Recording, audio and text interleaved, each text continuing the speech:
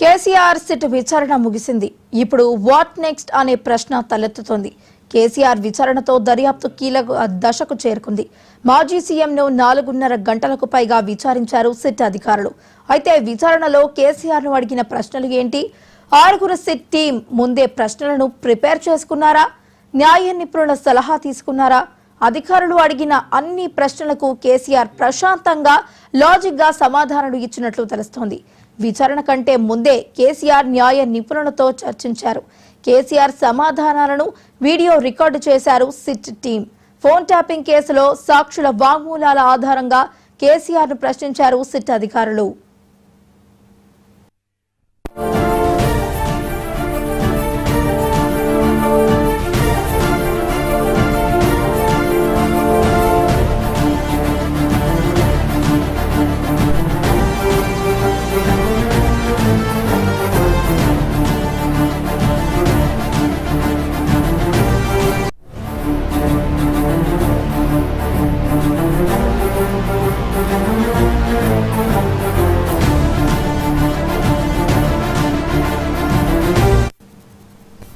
రెండు 2022లో బీఆర్ఎస్ ఎమ్మెల్యేలను బీజేపీ కొనుగోలు చేస్తుందన్న అంశంపై ఆడియోలు ఎలా వచ్చాయి అనే అంశంపై సుదీర్ఘంగా విచారణ చేసినట్లు తెలుస్తోంది.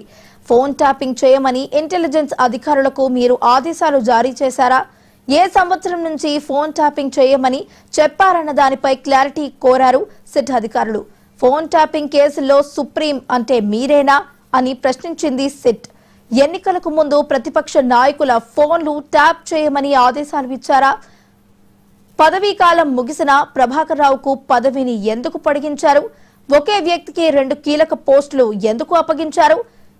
ఎమ్మెల్యేల కొనుగోలు కేసు సమయంలో మీ పార్టీ ఎమ్మెల్యేలు ఇతర పార్టీలకు వెళ్తున్నారని మీకు ఎలా తెలిసింది? ఫోన్ ట్యాపింగ్ పరికరాల కొనుగోలుకు పార్టీ ఫండ్ను కేటాయించారా? మీ పార్టీకి ఎలక్టోరల్ బాండ్స్ ఇచ్చిన వారి ఫోన్ నంబర్లు ట్యాపింగ్ లిస్టులో ఎందుకు ఉన్నాయి?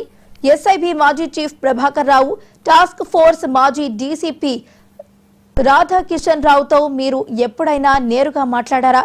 ఒకవేళ మాట్లాడితే ఏ అంశాలపై మాట్లాడాల్సి వచ్చింది? ఫోన్ ట్యాపింగ్ డేటాను మీకు ఎవరు అందజేశారు?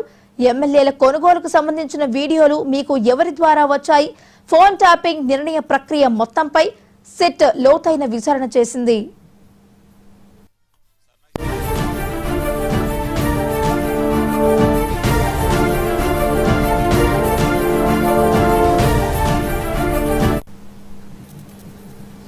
సిట్ అధికారులు సీఎం మాజీ ముఖ్యమంత్రి కేసీఆర్ ను విచారించిన ప్రతి అంశాన్ని ఆధారాలతో డాక్యుమెంట్ రూపంలో రికార్డ్స్ చేశారు. ఇంతకు ముందు సాక్షులు, ఫిర్యాదుదారులు ఇచ్చిన వాంగ్మూలానికి సంబంధించిన రికార్డెడ్ ఆడియో, వీడియోలకు సంబంధించిన పూర్తి డేటాను తమ వద్ద పెట్టుకుని విచారణ జరిపినట్టు తెలుస్తుంది. ఇక ఇదే అంశానికి సంబంధించి మరింత సమాచారాన్ని మా స్పెషల్ కరెస్పాండెంట్ దుర్గేష్ అందించడానికి సిద్ధంగా ఉన్నారు. దుర్గేష్, దేశవ్యాప్తంగా సంచలనం రేపిన ఫోన్ టాపింగ్ వ్యవహారం అంతా కూడా కొలిక్కి తీసుకొచ్చే దశలో మొత్తం మీద సిట్టు అధికారులు దూకుడు పెంచని చెప్పుకోవచ్చు. మొత్తం ఒక్కొక్కరు కూడా వరుసలో పెంచినట్టయితే మొత్తం బీఆర్ఎస్ పార్టీలో 4 ఉన్నటువంటి 4కి నోటీసులు ఇచ్చి ఒక్కొక్కరి నుంచి కూడా సమాచారం సేకరించే పని చూసాం. నిన్న మాత్రం కేసీఆర్ పెద్ద బాస్ ఎవరైతే ఉన్నారో బీఆర్ఎస్ పార్టీకి అయితే బాస్ అయినటువంటి కేసీఆర్కు నోటీసులు జారీ చేయడంతో నిన్న 160 సిఆర్పీసీ కింద నోటీసులు జారీ చేసిన నేపథ్యంలో తన ఇంట్లో నివాసంలోనే 4.5 గంటల పాటు విచారించిన సిట్టు అధికారులు దాదాపుగా 15 మంది అధికారులు అని చెప్పుకోవాలి. మొత్తం 6 మంది ఎవరైతే మెయిన్ అధికారులు ఉన్నారో విజయ్ కుమార్తో పాటు డీసీపీ రవీందర్ రెడ్డి కానివ్వండి, సుధాకర్ రెడ్డి కానివ్వండి, మహిళ మహేందర్ రెడ్డి, వీళ్ళైతే ఎవరైతే ఉన్నారో వీళ్ళందరితో పాటు కూడా కొంత టీం కూడా రావడం. ఈ టీం అంతా కూడా దాదాపుగా నేను 4.5 గంటల పాటు విచారించినట్టు నేపథ్యంలోనే ఒక్కొక్కటి కూడా అడిగినటువంటి ప్రశ్నలకు సమాధానాలు చెప్పినట్టు కూడా తెలుస్తా ఉన్న పరిస్థితి. ఎందుకంటే ఆల్రెడీ గతంలో చూసుకున్న ఫోన్ ట్యాపింగ్ వ్యవహారం అంతా కూడా ప్రభాకర్ రావు ద్వారా జరిగిందని చెప్పేసి, ఎందుకంటే ఆల్రెడీ గతంలో విచారించినటువంటి నేపథ్యం ఏదైతే ఉన్నదో ఈ దాంట్లో కీలక పాత్ర పాతదారులు, సూత్రధారులు ఎవరైతే పోలీస్ డిపార్ట్మెంట్ సిట్టు వ్యవహరించినటువంటి ప్రభాకర్ ఎవరిదో ఉన్నారో దాంతో పాటు కింద స్థాయి అధికారులు ఎవరైతే ఉన్నారో వాళ్ళు ఇచ్చినటువంటి స్టేట్మెంట్ కానీ వాళ్ళ రిమైండ్ రిపోర్ట్ ఉన్నటువంటి ఆధారంగా చేసుకున్నటువంటి కానివ్వండి టెక్నికల్ ఎవిడెన్స్ ఆధారంగా నిన్న విచారణ చేసినటువంటి పరిస్థితి అయితే ఉన్నది. ఎందుకంటే ఆల్రెడీ గతంలో చూసుకుంటే భుజంగరావు కానివ్వండి, తిరుపతనరావుని, ప్రణీతరావు వాళ్ళు విచారించినప్పటికీ కూడా అదంతా కూడా బాసే చెప్పినట్టు చేశాము అని చెప్పారు. మరి ఏ బాస్ ఎవరు? బీఆర్ఎస్ పార్టీకి సంబంధించినటువంటి కూడా కేసీఆర్ కదా అని చెప్పి భావించవచ్చా అనేది కూడా నేను అడిగినటువంటి ప్రశ్నలు. ఎందుకంటే ఆల్రెడీ వాళ్ళు రిమైండర్ రిపోర్ట్లో ఉన్నటువంటి పొందుపరిచినటువంటి ఎవిడెన్స్ ఏదైతున్నాయో దాని ఆధారంగా బాస్ మరి ఎవరు, మీరే కదా బాసు, మీరే చెప్పారా చేశారా, మరి ఎందుకు మీరు ఫోన్ ట్యాపింగ్ చేశారు అనే దానిపైన నేను అడిగినటువంటి ప్రశ్న సమాధానం. ఎందుకంటే ఆ గతంలో 2003 జరిగినటువంటి ఎన్నికలు కానివ్వండి, ఎమ్మెల్యే కొనుగోలు విషయం కానివ్వండి, ప్రభాకర్ రావుని రిటైర్డ్ అయిన తర్వాత తనకు పోస్ట్ ఇవ్వడం కానివ్వండి, ఇవన్నిటిని కూడా అడగడం జరిగింది. ఎందుకంటే తను ఆల్రెడీ పదవి విరమణ పొందిన తర్వాత తనకి మళ్ళీ ఎక్స్టెన్షన్ ఎందుకు చేశారు, ఇంతమంది అధికారులు ఉండక తనని ప్రభాకర్ రావుని మీరు ఎందుకు పెట్టుకున్నారు, ప్రభాకర్ రావు ఎవరి లబ్ధి కోసం పెట్టుకున్నారు, ప్రభాకర్ రావుకు మీరు డైరెక్ట్గా మీరే ఆదేశాలు జారీ చేశారా, అంటే లిఖితపూర్వకంగా కూడా డైరెక్ట్గా మాట రూపంలో మీరు ఫోన్ చేసి నెంబర్లను ఇచ్చారా, ఇదంతా కూడా మరి సంతోష్ రావు ద్వారా పంపించారా, లేకుంటే మీ ఓఎస్డీగా ఉన్నటువంటి రాజశేఖర్ రెడ్డి పోలీస్ డిపార్ట్మెంట్ శాసించినటువంటి వ్యక్తి అని కూడా అందరికీ తెలిసిన విషయమే, మరి తన ద్వారానే ఈ పోలీస్ డిపార్ట్మెంట్ సంబంధించిన ఫోన్ ట్యాపింగ్లకు పాల్పడని చెప్పి తన ద్వారా నెంబర్ పంపించారా అన్న దానిపైన నిన్న ప్రశ్నలు అడిగినట్టు కూడా ఉన్నటువంటి సమాచారం అయితే ఉన్నది. అదేవిధంగా ఎమ్మెల్యే కొనుగోలు వ్యవహారం అంతా కూడా దీనికి సంబంధించిన బీఆర్ఎస్ పార్టీ ఎమ్మెల్యే కూడా ఇతర పార్టీలకు పోతున్నారని మీరు ఎట్లా పసిగట్టారు, అంటే అప్పటికి మీరు ఫోన్ ట్యాపింగ్లకు పాల్పడ్డారా, మరి ఫోన్ ట్యాపింగ్లకు పాల్పడ్డారు అంటే మీరు ఎట్లా గుర్తించారు, అదొకటి. మళ్ళీ ఫోన్ ట్యాపింగ్లు పాల్పడ్డ తర్వాత ఎమ్మెల్యే ఫామ్ హౌస్ జరిగినటువంటి ఘటన ఏదైతే జరిగిందో దాంట్లో పొందుపరిచినటువంటి అవన్నీ కూడా రికార్డులు ఏదైతున్నాయో ఆడియో రికార్డులు కానివ్వండి, ఇవన్నీ కూడా మీడియా సమావేశం ఏర్పాటు చేసి కేసీఆర్ డైరెక్ట్గా చూపించి వినిపించినటువంటి పరిస్థితి చూస్తాం మీడియా సమావేశం పెట్టి. మరి ఇవన్నీ మీకు ఎట్లా ఇచ్చింది, ఎవరు ఇచ్చారు, ఎక్కడి ద్వారా వచ్చింది, అంటే దీన్ని బట్టి చూస్తే మీరు ఫోన్ ట్యాపింగ్లకు పాల్పడ్డారు అనే విషయం మీకు అర్థమైందా అని మీరు చేశారా, మరి మీకు ఇచ్చింది ఎవరు, సిట్టు ఎస్ఐబి చీఫ్ ఉన్నటువంటి ప్రభాకర్ రావు ఇచ్చారా, ప్రణీత ఇచ్చారా, మరి ఎవరు ఇచ్చారు, మరి ఎక్కడి నుంచి మీకు వచ్చింది అనే దానిపైన అడిగినటువంటి ప్రశ్నలు. మళ్ళీ తిరిగి గతంలో చూసుకుంటే మరి బీఆర్ఎస్ పార్టీ నేతలు కానివ్వండి, బీజేపీ నేతలు కానివ్వండి, కాంగ్రెస్ పార్టీ నేతలు కానీ ఎవరెవరు ఎక్కడెక్కడ పోతున్నారు, ఎవరెవరు మాట్లాడుతున్నారు అనే దాని అంశం పైన మీరు ఎందుకు ఇట్లా ఫోకస్ పెట్టారు, ఎవరెవరితో మీరు మాట్లాడించారు, ఇదంతా కూడా లాగడం. ఎందుకంటే ఆల్రెడీ వీళ్ళ దగ్గర ఉన్నటువంటి సమాచారం ఏదైతే ఉన్నదో సిట్టు దగ్గర ఉన్నటువంటి టెక్నికల్ ఎవిడెన్స్ ఆధారంగా నేను విచారణ చేసినటువంటి పరిస్థితి. దాంట్లో మొత్తం డిఐజీగా ఉన్నటువంటి ఎవరైతే ఉన్నారో విజయ్ కుమార్ తనే కూడా ఎక్కువగా ప్రశ్నలు వర్షం కురిపించినట్టు కూడా తెలుస్తా ఉంది. ఎందుకంటే తను ఆల్రెడీ ముక్కుసూటి మనిషి అనే విషయం అందరికీ తెలిసిన విషయమే, మిగతా అధికారుల కంటే తను డైరెక్ట్గా మాట్లాడేటువంటి సత్తా ఉన్నటువంటి వ్యక్తి కూడా అందరికీ తెలుసు. అది కనుక తను డైరెక్ట్గా ప్రశ్నల వర్షం కురిపించడంతోనే కేసీఆర్ కూడా తనదని శైలిలో కూడా తను కూడా సమాధానాలు చెప్పినట్టు కూడా తెలుస్తూ ఉన్నది. ఎందుకంటే ఇదంతా ఫోన్ ట్యాపింగ్ వ్యవహారం కూడా నాకు తెలియదు, నేను చెప్పలేను అని చెప్పినటువంటి దాట వేసినటువంటి పరిస్థితి అక్కడ జరిగిందని తెలుస్తూ ఉంది. ఎందుకంటే ఆల్రెడీ ఫోన్ ట్యాపింగ్ జరిగింది అనేది కూడా టెక్నికల్ ఎవిడెన్స్ ఆల్రెడీ సిట్ అధికారుల దగ్గర చూపించడం జరిగింది. ఎందుకంటే రిమాండ్ రిపోర్ట్లో గతంలో అరెస్ట్ అయినటువంటి రాధాకిషన్ రావు కానివ్వండి, ప్రణీత్ రావు, భుజంగరావు వీళ్ళ స్టేట్మెంట్ రికార్డ్స్ ఏదైతున్నాయో ఆ రిమాండ్ రిపోర్ట్లో పొందుపరిచిన పాయింట్లు అన్నీ కూడా లేవనెత్తినటువంటి పరిస్థితి అయితే నిన్న జరిగింది.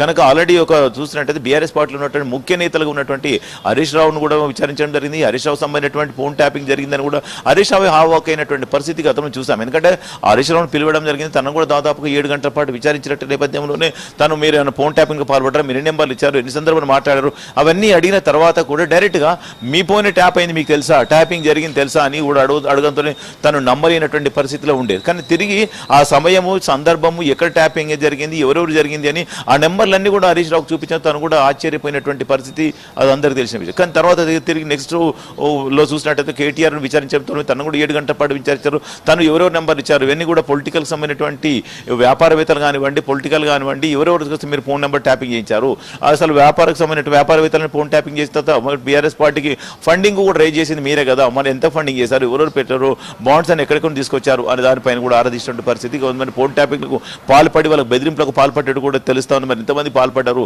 ఎవరెవరి దగ్గర నుంచి మీరు ఎన్ని కోట్ల రూపాయల బాండ్స్ తీసుకున్నారు, పార్టీ ఫండింగ్ తీసుకున్నారు అనే అంశం పైన కూడా కేటీఆర్ను విచారించడం జరిగినటువంటి పరిస్థితి చూసాము.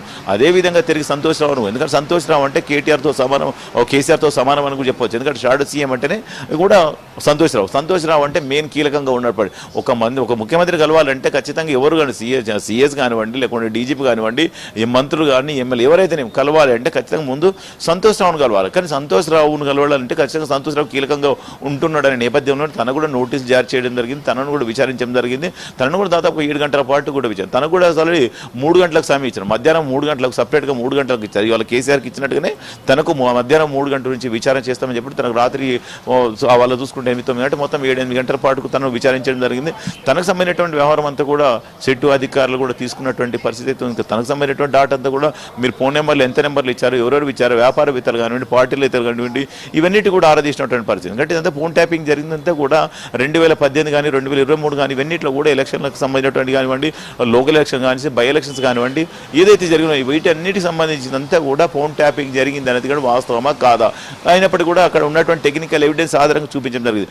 మీరు ఎన్ని నెంబర్లు ఇచ్చారు, ప్రభాకర్ రావుతో మీరు చాలా సందర్భంలో మాట్లాడారు, ఎందుకు మాట్లాడారు, ఏ బేస్లో మీరు మాట్లాడారు, అసలు రాధాకృష్ణ మీకు ఎప్పటి నుంచి పరిచయం, ప్రభాకర్ ఎప్పటి నుంచి పరిచయం, ఇవన్నిటిని కూడా మన సంతోష్ రావుని అడిగినట్టు కూడా తెలుస్తా ఉంది. అంతా కూడా ఒక్కొక్కరి వాటి విచారించిన తర్వాతనే తిరిగి ఫైనల్గా బీఆర్ఎస్ బాస్ అనేటువంటి వ్యక్తి ఎవరైతే ఉన్నట్టు కూడా కేసీఆర్ అని చెప్పుకోవచ్చు. తనకు కూడా నోటీసులు జారీ చేసినటువంటి పరిస్థితి చూస్తాం. ఇదంతా కూడా ఈ సిట్టు అధికారులు అంటే ఒక కొలిక్కి తీసుకొచ్చే దిశగా ముందుకు నడుస్తుందని కూడా చెప్పుకోవచ్చు. ఎందుకంటే నేను దాదాపు 4 గంటల పాటు విచారణ చేశాను అంటే తను ఎక్కడ కూడా తనకు తెలియదని కూడా చెప్పుకుంటూ వచ్చిన పరిస్థితి. అంతా కూడా ఫోన్ ట్యాపింగ్ చేయాలంటే కూడా ఖచ్చితంగా ఒక రివ్యూ మీటింగ్ పెట్టాలి. ఈ రివ్యూ మీటింగ్లో హోమ్ సెక్రటరీ కానీ, ప్రిన్సిపల్ సెక్రటరీ కానీ, డీజీపీ కానీ వీళ్ళందరూ ఉండవలసి పడుతుంది. సెంట్రల్ గవర్నమెంట్ సంబంధించినటువంటి సెంట్రల్ హోమ్ సెక్రటరీ కూడా ఉంటాడు.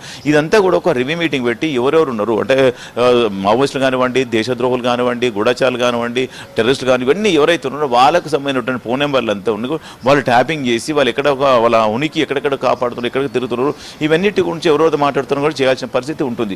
అవన్నీ పక్కన పెట్టి వీళ్ళే ఇజ్రాయెల్ నుంచి మిషన్లు తీసుకొచ్చి వీళ్ళు సపరేట్గా 245 కానివ్వండి, కేసీఆర్ ఉన్నటువంటి నియోజకవర్గం సిరిసిల్ల కానివ్వండి, కొన్ని పాయింట్స్ అన్నీ కూడా పెట్టుకొని వీళ్ళు ఫోన్ ట్యాపింగ్లకు పాల్పడ్డారు అని చెప్పి సిట్టు అధికారులు గుర్తించినటువంటి నేపథ్యంలో ఇదంతా కూడా విచారణలో భాగంగా అడిగినటువంటి కూడా తెలుస్తుంది. మరి ఫామ్ హౌస్కి సంబంధించిన వ్యవహారం కానివ్వండి, ప్రతి ఒక్కరు కూడా సిట్టు అధికారులు ఉన్నటువంటి టెక్నికల్ ఎవిడెన్స్ ద్వారానే నిన్న విచారణ జరిగినట్టు కూడా చెప్పుకోవచ్చు. ఎందుకంటే అలాంటి మళ్ళీ ఒక్కసారి కూడా విచారణకు అవసరం అనుకుంటే పిలిచి మళ్ళీ అవసరం ఉంటే పిలిచేసి మళ్ళీ ఒకసారి నోటీసులు ఇచ్చి కూడా తను మళ్ళీ విచారించేటువంటి పరిస్థితి కూడా ఉంది. ఎందుకంటే ఆల్రెడీ కేసీఆర్ మాత్రం నేను మాట్లాడినటువంటి అంశాలన్నీ కూడా చూస్తే కేవలం ప్రభాకర్ రావు విషయం కానివ్వండి, వ్యాపారవేత్తల విషయం కానివ్వండి, ఎన్నికల విషయం కానివ్వండి, ఇవన్నిటిని కూడా అడిగినటువంటి ప్రశ్న సమాధానం. ఎందుకంటే ఆల్రెడీ ఎన్నికలు జరుగుతున్న నేపథ్యంలోనే మీరందరూ కూడా ఎవరైతే ముందు వెళ్తున్నారో సంబంధించిన డబ్బులను కూడా పట్టుకున్నటువంటి పరిస్థితి ఎస్ఓటీ టీం కానీ అండ్ టాస్క్ ఫోర్స్ టీం కానీ పట్టుకున్నటువంటి పరిస్థితి గతంలో చూసాం. మరి ఇవన్నీ టీంలు వెళ్ళి పట్టుకుని అంటే కేవలం అపోజిషన్ పార్టీకి సంబంధించినటువంటి డబ్బులే పట్టుకున్నటువంటి పరిస్థితి ఉందంటే ఫోన్ ట్యాపింగ్లకు మీరు ఎవరెవరితో మాట్లాడుతున్నారు అంతా కూడా మీరు ఫోన్ ట్యాపింగ్ చేశారు అనేది కూడా భావించవచ్చా అని కూడా తను అడిగినటువంటి ప్రశ్న అయితే ఉన్నది. అదేవిధంగా మరి ప్రభాకర్ రావుకు ఆల్రెడీ గడువు ముగిసిన తర్వాత తిరిగి మళ్ళీ అదే స్పెషల్గా తనకు సిట్టులో ఎందుకు ఏర్పాటు చేశారు, రాధాకిషోర్ ఆల్రెడీ తన పదవి విరమణ మళ్ళీ ఎందుకు పెట్టారు, ఇవన్నిటికి సంబంధించినటువంటి అంశాలన్నీ కూడా మన అడిగినట్టు కూడా తెలుస్తూ ఉన్నటువంటి పరిస్థితి అయితే ఉన్నది. కనుక ఈ ఫోన్ ట్యాపింగ్ వ్యవహారం అంతా కూడా చూస్తే ఇంకా ఒక కొలిక్కి తీసుకొచ్చే దిశలే ఉందనుకోవాలి. ఎందుకంటే ఆల్రెడీ గతం చూసుకున్నట్టయితే మరి ప్రభాకర్ రావు కూడా కీలకంగా వ్యవహరించినటువంటి ప్రభాకర్ రావు మాత్రం ఎక్కడ కూడా తను తప్పును ఎందుకంటే తనకు ఆల్రెడీ డిపార్ట్మెంట్లో పనిచేసిన వ్యక్తి కనుక ఈ పోలీస్ కస్టోడియల్ విచారణ కానీ కస్టడీ విచారణ కానీ ఏ విధంగా ఉంటుందో తనకు తెలుసు. అది కూడా దాటవేసిన పరిస్థితి మనం చూసాం. కానీ ఇప్పుడు కేసీఆర్కు విచారించిన నేపథ్యం అంతా చూస్తే ఇదంతా కూడా సిట్టు కూడా ఒక కీలకంగా ఒక దిశకు నిర్దేశం కూడా వెళ్ళేటువంటి పరిస్థితి కనిపిస్తుంది. Right, thank you Durgesh.